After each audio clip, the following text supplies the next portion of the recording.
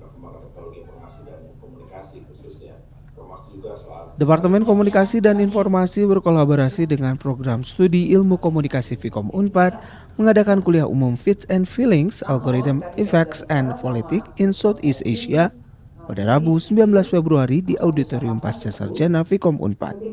Kuliah umum ini diisi oleh Profesor Merlina Lim, peneliti media digital dan masyarakat global Carleton University, Kanada.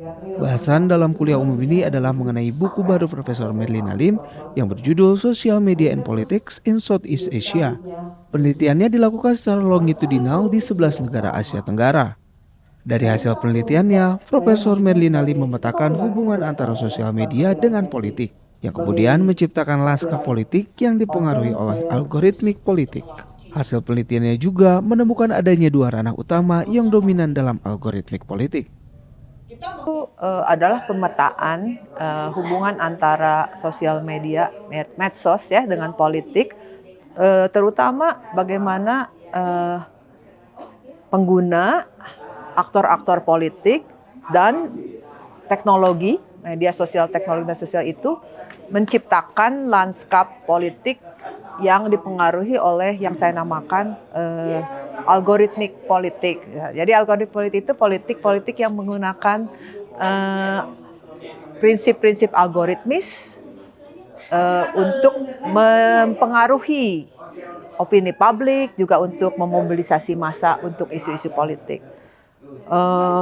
Di buku itu ada dua ranah yang dominan ya, yang saya petakan, yaitu peta mobilisasi massa dalam protes politik dan aktivisme, dan yang kedua penggunaan medsos dalam pemilu dan kampanye politik ya.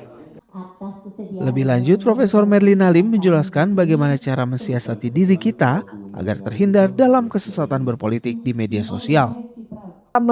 Menyiasatinya adalah karena kita menyadari ini hal tersebut, kita harus memiliki intensi, kesengajaan untuk bersikap sebagai warga ya, ketimbang sebagai konsumer. Kalau misalnya berinteraksi dengan konten pun mempertanyakan secara kritis. Tadi saya di ceramah tadi saya bilang slow down ya. Speed is the enemy of critical thinking. Karena kita tergesa-gesa gitu, cepet ya. Jadi kita cenderung tidak kritis ya kan.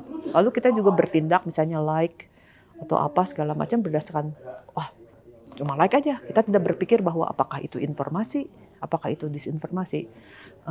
Mengkurasi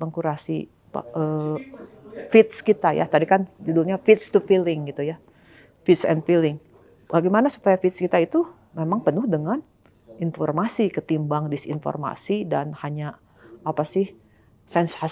sensasional ya, konten yang sensasional. Nah, ini hal yang bisa dilakukan secara individu, tapi sebagai individu kita memiliki kekuasaan yang sangat hampir tidak ada ya.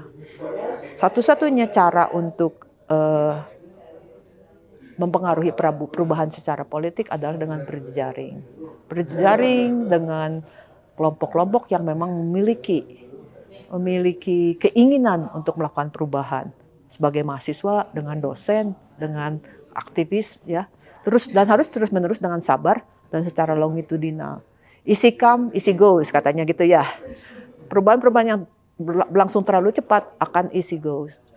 Tapi kalau kita secara sabar melakukan hal-hal yang intensional, mengkritisi pemerintahan, tapi juga melakukan hal-hal yang positif, bukan cuma kritisi gitu kan, itu pasti akan ada hasilnya. Medsos bukan alat untuk melakukan perubahan, tapi bisa digunakan sebagai bagian dari perubahan menuju masa depan Indonesia yang lebih baik. Guru Besar Vkom Unpad sekaligus Kepala Departemen Komunikasi dan Informasi Vkom Unpad, Profesor Eni Mariani menjabarkan alasan diadakannya kuliah umum ini untuk menambah wawasan keilmuan dalam lingkup ilmu komunikasi yang komprehensif. Pemikiran Merlina Lim saya pikir cukup komprehensif, dan dia juga melakukan kajian secara longitudinal terkait dengan Asia Tenggara, sehingga kita betul-betul bisa memahami Indonesia secara umum Asia Tenggara berbasis pada riset-riset yang dilakukannya. Saya pikir hari ini kita beruntung, kita mendapatkan banyak sekali konsep-konsep baru yang dilahirkan oleh Merlin Nalim dari kajiannya yang juga dimuat dalam bukunya terbaru. Saya pikir ini menjadi penting untuk kita bisa memahami lebih lanjut melalui bukunya. Mudah-mudahan tadi kita bisa mengakses secara gratis paling tidak mahasiswa komunikasi atau Unpad secara keseluruhan berkaitan dengan bukunya yang memang dibentuk secara e-book juga ya, sehingga pemahaman kita lebih mendalam untuk kajian yang dia bahas, dan itu menjadi inspirasi kita untuk riset-riset dan kajian lebih lanjut baik bagi dosen-dosen di Fakultas Ilmu Komunikasi maupun mahasiswanya baik di pasca sarjana maupun sarjana. Saya pikir itu mudah-mudahan kita bisa mendiskusikan ini lebih lanjut dalam ruang-ruang kelas di Vkom ini. Dari Jatinangor Sumedang, Tim Liputan melaporkan.